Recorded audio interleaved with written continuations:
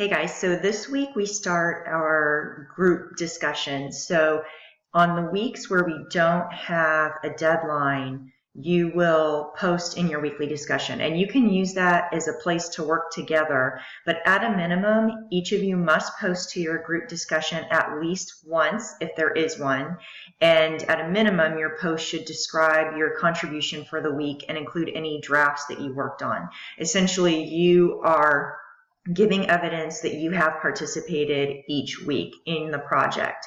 So if you, for example, come up with a rough draft of a paper and you post it in the group discussion for everybody to take a look at, you don't need to post again explaining your contribution because it will be evident.